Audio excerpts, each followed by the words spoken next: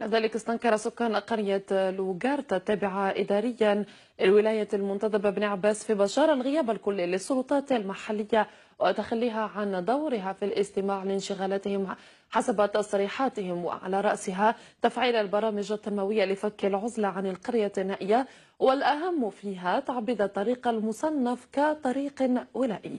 مهدي بوشترى التالي. نشوفوا الطريق من الواد الخضر حتى الى بنت الشر كلها بالتعبيد الممتاز طابي.